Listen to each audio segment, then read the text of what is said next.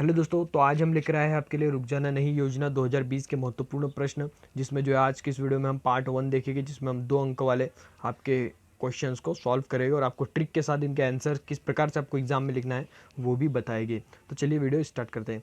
तो देखिए, रुक जाना नहीं योजना 2 अंक वाले महत्वपूर्ण प्रश्नों में आपका सबसे पहला प्रश्न है, मृदा अपरदन से क्या तात्पर्य है। अब दोस्तों देखिए, मृदा अपरदन से क्या तात्पर्य है, प्रश्न में ही इसका उत्तर दिया हुआ है। अगर आप थोड़ा सा दिमाग लगाकर इस प्रश्न को पढ़ेंगे तो आपको इसी प्रश्न में इसका उत्तर दिखाई देगा। देखिए यहाँ पर लिखा है मृदा अपरदन।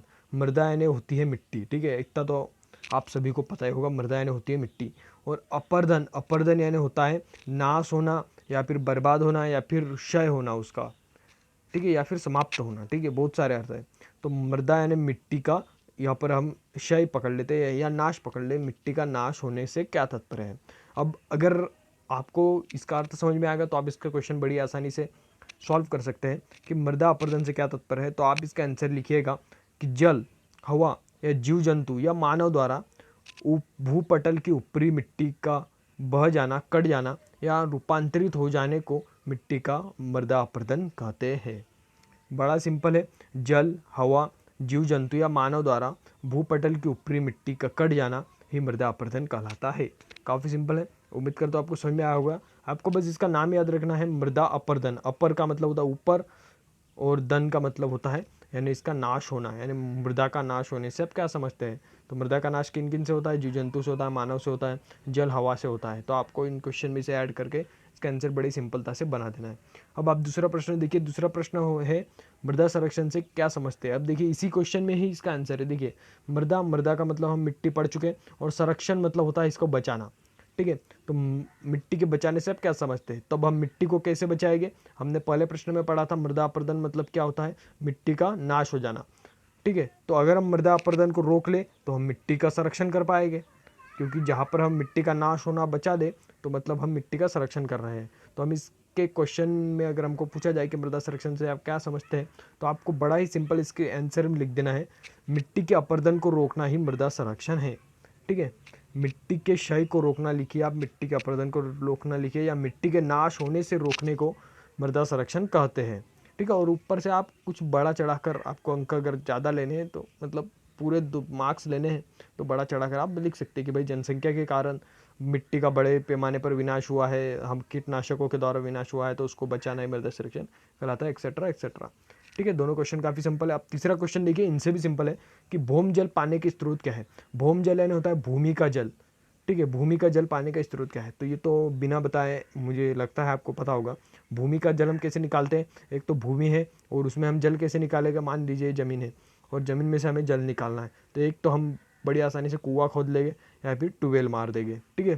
तो 2 चीज़ें हैं, तो आपको 2 चीज़ें लिख देना है। उसके अतिरिक्त आपको इसके आगे भी कुछ लिखना होगा कि भाई पानी कहाँ का इस्तेमाल होता है, ऐसा थोड़ा सा क्वेश्चन बड़ा करके आप लिखेंगे तो ज़्यादा बेस्ट रहेगा। अगला आपका प्रश्न 14, संशोधित वन नीति 1988 का मुख्य आधार क्या है। अब देखिए संशोधित वन नीति, इसी क्वेश्चन में ही इसका आंसर है दोस्तों। अगर आप बहुत आसानी से इसका क्वेश्चन पहचान पाएंगे, देखिए संशोधित वन नीति। अब देखिए वन नीति, वन नीति कौन लाता है, गवर्नमेंट लाती है। और गवर्नमेंट वन नीति किस कारणों के लिए लाती है, सबसे पहला तो गवर्नमेंट का उद्देश्य होता है कि भाई पर्यावरण को बचाना या पर्यावरण में स्थिरता लाना, दूसरा जीव जंतुओं की रक्षा करना, और तीसरा लोगों की ज़रूरतें भी पूरी करना।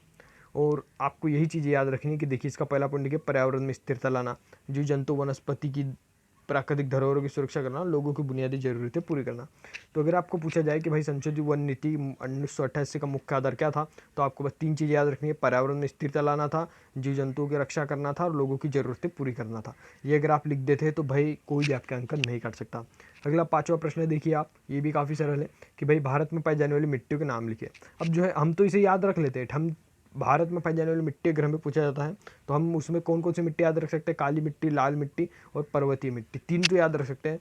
लेकिन जलोढ़, लेटराइट और जो मरुस्थलीय मिट्टी होती है वो थोड़ी सी हमें दिक्कत देती है, लेकिन आपको ये 3 ही याद करके जानी है, ठीक है।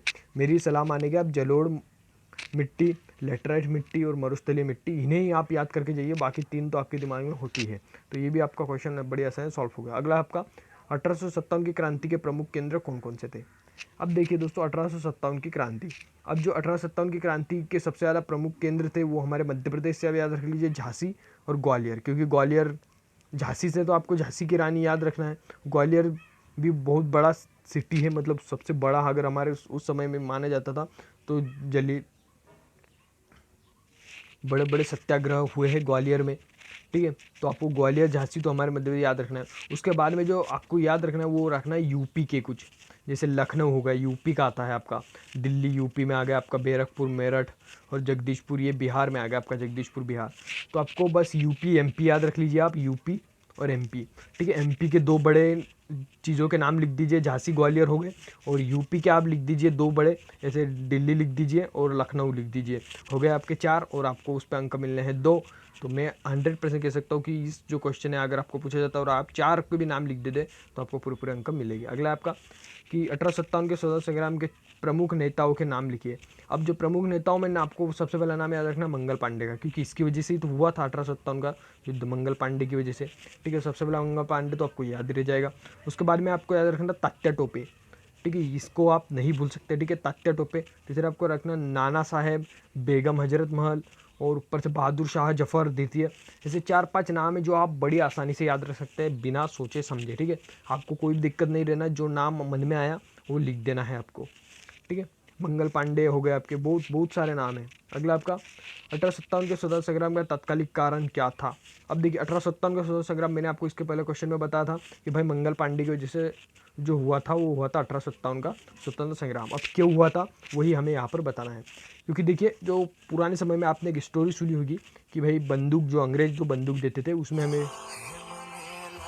तो थोड़ा सा कॉल ने दिक्कत दे दी, लेकिन कोई दिक्कत नहीं, ठीक है। तो 1857 का स्वतंत्रता संग्राम तो आपने सुना ही होगा, अंग्रेज जो हमें गन देते थे वो गन में जो है सूअर के और गाय के जो है जो गोलियां आती थी उन पर सील लगे आती थी, सूअर और गाय की चमड़ियों की, जिसे जो है मुंह से काट कर जो है भरना होता था बंदूक में, ठीक है, सील लगी आती थी।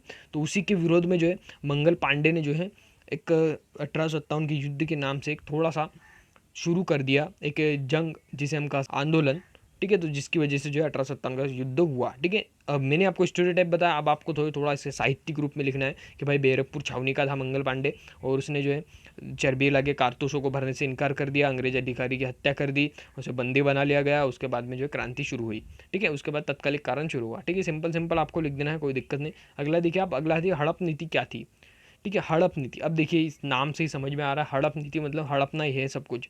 तो हड़प नीति क्या थी, तो हड़प नीति जो है लॉर्ड डलहौजी द्वारा कंपनी के लिए चलाई गई थी, जिसमें जो है जिन राजाओं को संतान नहीं होती थी उन्हें गोद लेने का अधिकार नहीं दिया जाता था। मतलब इसका सबसे अच्छा उदाहरण मैं बताऊँ झांसी की रानी का, ठीक है। झांसी की रानी की कोई संतान नहीं थी और उन्होंने जो है गोद लिया, लेकिन उसके बाद भी जो है अंग्रेजों ने उसके राज्य को जो है हड़प लिया, झांसी की रानी को। उसके बाद वे भागकर ग्वालियर गए और बहुत बड़ी कहानी है इसके पीछे की, चलो कोई दिक्कत नहीं, ठीक है। तो हड़प नीति क्या थी, तो हड़प नीति क्या थी, अंग्रेजों की विलय नीति थी, जिसमें जो है गोद लेने का अधिकार नहीं दिया जाता था, और अंग्रेजों की जो कंपनी होती थी वह देसी राज्यों को जो है हड़प लेती थी, और इसे किसने चालू की थी, लॉर्ड डलहौजी ने चालू की थी। अगला देखिए आप, प्रश्न दूसरा, उग्र राष्ट्रवाद विचारधारा के प्रमुख नेताओं के नाम। तो लाल बाल पाल, LBP, आप याद रखिए लाल बाल पाल बहुत अच्छी ट्रिक है, LBP, ठीक है। या फिर आप BPL भी याद रख सकते हैं, BPL, ठीक है। आप इससे दिख में बाल गंगाधर तिलक, विपिन चंद्र पाल और लाला लाजपत राय, BPL आप याद रखिए, सबसे सही चीज़ है, ठीक है। और उसमें एक और नाम है अरविंद घोष का, लेकिन वो ज़्यादा तक लिया नहीं जाता है, लेकिन इन तीनों को ही ज़्यादा पढ़ा जाता है, ठीक है। लेकिन आप 4 भी लिख दिए, कोई दिक्कत नहीं होगी। अगला आपका बहिष्कार का अर्थ स्पष्ट कीजिए। अब बहिष्कार का मतलब क्या होता है, बहिष्कार का अर्थ होता है कि भाई छोड़ दो या त्याग कर दो। अब उस समय क्या होता था, जो अंग्रेजों के जो सामान होते थे, जैसे अंग्रेजों के कपड़े हुए, ठीक है, उस समय जो है लोग ज़्यादा अंग्रेजों के कपड़ों का ही ज़्यादा इस्तेमाल करते थे, और अंग्रेजों की जो नौकरियां होती थी जैसे कलेक्टर पद और बाकी सरकारी अधिकारी, तो वो जो अंग्रेजों का इस्तेमाल करते थे, तो इसलिए जो है एक आंदोलन चलाया गया था गांधी जी द्वारा कि भाई इन सब का बहिष्कार करो और देसी वस्तुओं को अपनाओ। जैसे आज चाइना और इंडिया का चल रहा है, वैसे उसी प्रकार से उस समय अंग्रेजों का और हमारा आंदोलन हुआ था, ठीक है। तो बहिष्कार का अर्थ क्या होता है, विदेशी वस्तुओं का बहिष्कार से नहीं था, अपितु यह व्यापक अर्थ सेवाओं, प्रतिष्ठानों, उपाधियों के बहिष्कार से था। सेवाओं का मतलब जो अंग्रेजों की जो नौकरियां होती थी, जो प्रतिष्ठान होते थे और जो उपाधियां होती थी, उनका बहिष्कार करो, ऐसा आंदोलन था, ठीक है। तो आप सिंपल सा लिख देंगे तो आपको कोई दिक्कत नहीं आने वाली। अगला है आपका, लॉर्ड कर्जन ने शासन की कौन सी नीति अपनाई थी। अब लॉर्ड कर्जन ये काफ़ी जाना माना नाम है, आपने वो अंग्रेजों का डायलॉग तो सुना ही होगा, ठीक है, फूट डालो राज करो, ठीक है। डायलॉग तो नहीं बोलना चाहिए मुझे, लेकिन चलो फूट डालो राज करो। तो ये कहाँ पर लागू हुआ था, फूट डालो राज करो, ये हुआ था बंगाल में। बंगाल में क्या था, आधे पश्चिम बंगाल में जो है मुस्लिम सत्ता रहती थी, पूर्व बंगाल में हिंदू रहते थे, जिसमें जो है उनमें फूट डाली अंग्रेज़ों ने। और वो कौन थे, लॉर्ड कर्जन। फूट डालो राज करो, ये जो नीति चलाई थी वो चलाई थी लॉर्ड कर्जन ने, जिसमें जो है हिंदू और मुसलमानों में फूट डालने का उद्देश्य था उनका। ठीक है, अगर आपको पूछा जाए कि लॉर्ड कर्जन ने कौन सी शासन नीति अपनाई थी, तो आपको लिखना है लॉर्ड कर्जन ने जो है फूट डालो राज करो की शासन नीति अपनाई थी। वो भी कब अपनाई थी, 1905 में अपनाई थी। और उन्होंने जो है बंगाल में फूट डालो राज करो की नीति के द्वारा बंगाल को विभाजन का उद्देश्य था उनका।